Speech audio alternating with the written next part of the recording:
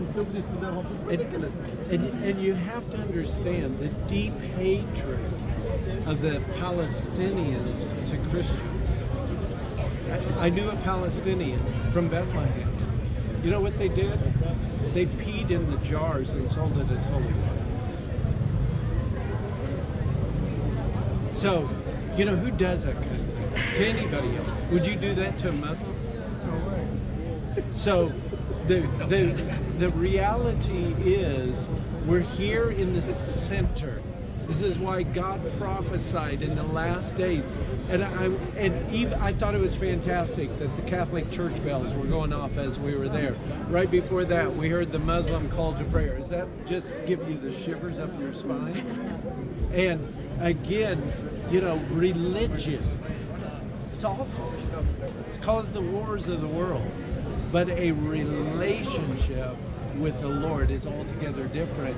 And today, Israel understands something. The evangelical Christian, they're on Israel's side. And that is because the evil teaching of replacement theology, which really fueled all of the persecutions throughout history and gave Hitler the justification. Where were the pastors and the priests in the Holocaust? They were in Hitler's pocket. And because of this evil theology that there was. Look at these cute little girls. All right, we're going to move.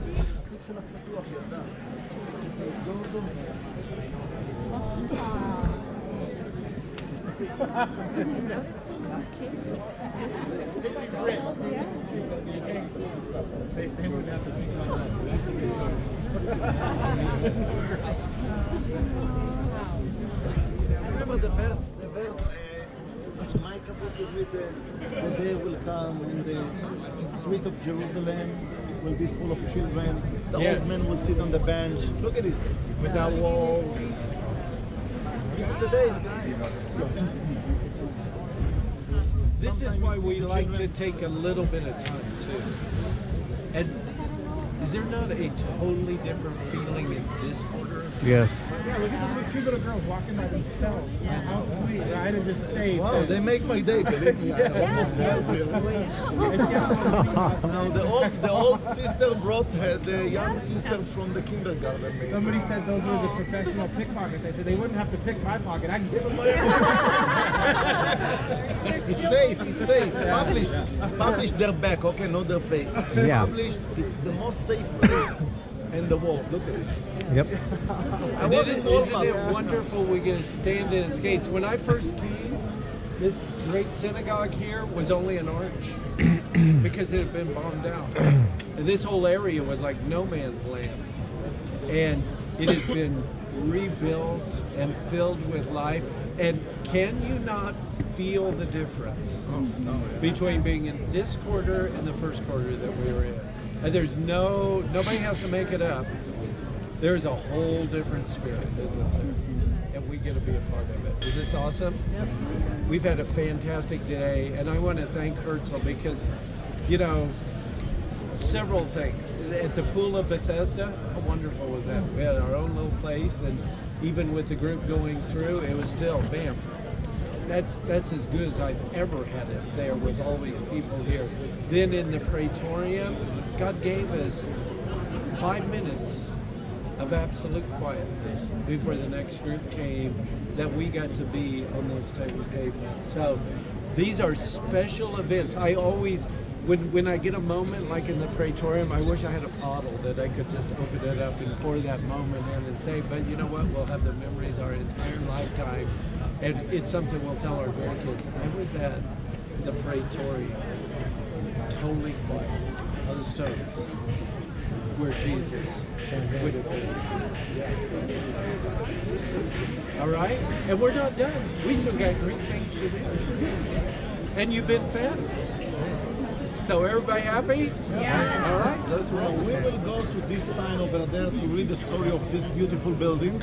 So go behind the menorah, overtake the menorah, take a photo of the menorah, look at the building from far because close you will not see nothing, and I will meet you near the sign.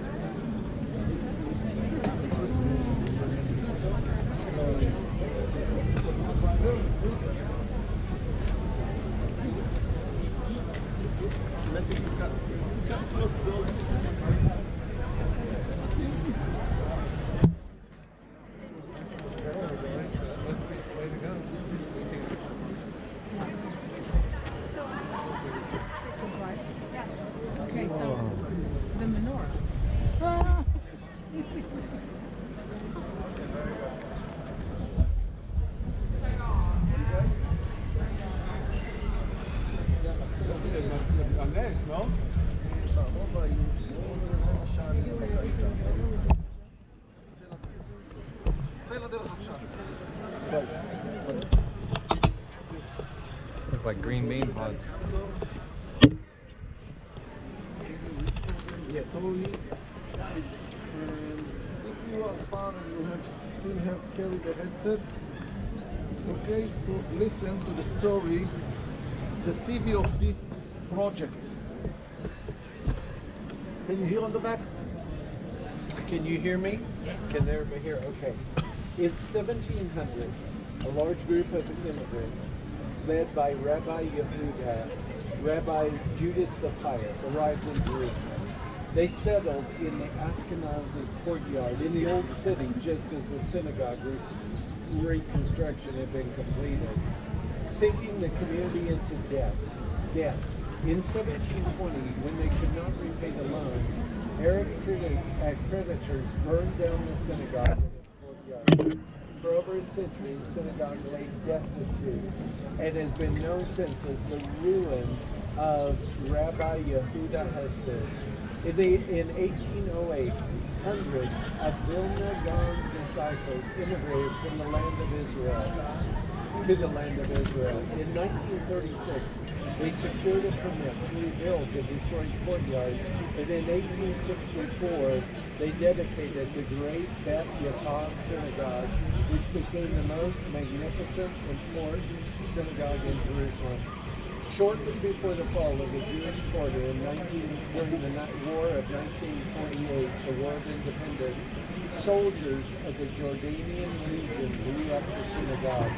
The synagogue stood in its state of destruction for 19 years until the liberation of Jerusalem's old city during the Six-Day War. As a part of the rebuilding efforts in the Jewish quarters, one of the synagogue's monumental arches was reconstructed, becoming a symbol of the renewal of the Jewish quarter.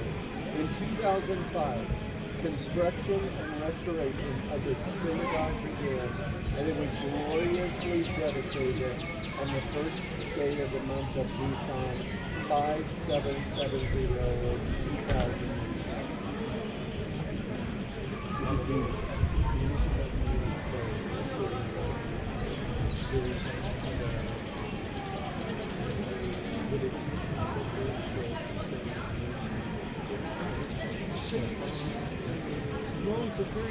Habenu Shalom. Habenu.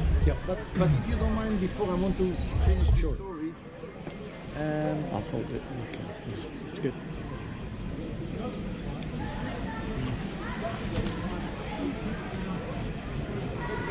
Look at this. One synagogue, built 3 times and destroyed 2 times by the Muslims. It's symbol of everything, like many places. And you know what? Now is the Muslim, but before was another Muslim and another Muslim, and after that before was a Crusader and another Muslim, Crusader again, another Muslim, and Byzantine and Hadrianus, and before Titus. Hadrianus, when he was the governor here, do you remember my coin with the palm tree? Hadrianus, he was here in 132 until 135 AD, and he promised to rebuild the temple. The Jews were so happy, and they had expectation to see the third temple rebuilt. But unfortunately, he built pagan temple with pigs and everything, and the Jews start to fight, and he fight against the Jewish, and he killed 580,000 Jewish in 3 years in Jerusalem and around Jerusalem. A lot, guys. Even today, it's a big number. And we talk about the coins that the Jewish stamp, and he stamped coin like 2 ox plowed the ground of Jerusalem, like flat Jerusalem until the bottom. And one day we found here. By the way, the head or the commander of the Jordanian Legion, when he is the last one that destroyed Jerusalem, the Jordanian soldier, Jordanian army built on the British system. The British built their army. So their West Point was in London. So the Arab officers that time, 46 until 48, 49, and up, they study in England until they build academic of officers in London, in Jordan. So they learn the history of this land. So Muhammad Abdullah Atal, the commander of the Jordanian Legion in 1948, he actually studied the history of this area in London. And he learned who is Adrianus. And he said, I want to be like Adrianus. He wrote in his diary, I want to kick them away like 2,000 years what Adrianus did. And he blew up everything, destroyed everything. By the way, one day we asked him, after we had disagreement with Jordan, why you blow up this place? He said it was high location, strategic location for the snipers. But I will ask him, Synagogue was below the surface of the ground. He didn't know what to say. We know the truth. But when we dig here after 67 all the way up until 82, this area, it was the most massive project of digging archaeological site. And we found the head, not the real head, the statue. Statue of the head of Adrianus. We put this stuff at the Israel Museum. One guy heard that the exhibition opened. This guy was from here from 1948. He was one of the warriors. And by the way, 69 Jewish killed in this Jewish quarter at that war. And the bodies was outside everywhere when the Jordanian took over the place. And we received permission, UN, Jordanian, to pick up the body. And behind this building, we buried all the people, all the bodies in Brothers' Tomb. Exactly above the green shader over there. We, little more to the right, the green shader on the corner behind the umbrellas. Just 30 meters behind this building, we buried all of them there, and that's all. The people didn't have their own place to go to their family and to cry above the tomb. So what we did, we built for them a place in Herzl's, Mount of Herzl's, where is the military cemetery of Israel, memorial site. The family can come and cry. Later on, we move, when we liberate all this area, we move all the bodies from here to the Mount of Olives. So we have 3 places: the tomb until 67, the tomb from 67, and the memorial site at Mount of Herzl. So one guy that he was one of the fighters here at 1948, he realized that we found the statue, the head of Adrianus. And you know, his enemy from 1948 sit on the lap of Adrianus ideology. And he went to the Israel Museum and bought a ticket, came in front of the statue, look at the statue. I don't know how long, guys, 10 minutes, 1 hour, half an hour, I don't know. And he looked at him and said, "Oh, Adrianus, Adrianus, look where you are and where we. Look where is the Roman Empire and where is the Jewish nation. Look, dialogue or monologue. You will decide it." He went home. The following day, he came back again. "Oh, Adrianus, Adrianus. Look. 1 day, 2 days, they stopped to charge him. The people know who is this guy. Nobody interrupted him. He went every day, and a few months later he passed away. He was old, sick, he passed away. So actually this little story can give you example about the Jewish nation. In many souvenir shops I saw t-shirt, many enemy. Babylonian, Greek Empire, Roman Empire, all of them, Persia, all of them. Where are they and where we? They're gone. The next one is the Iranian.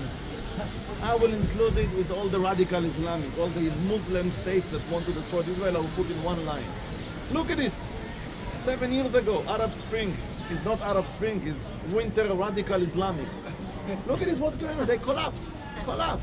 Syria was one of the great enemy against Israel in 1948 and 67. Look at this.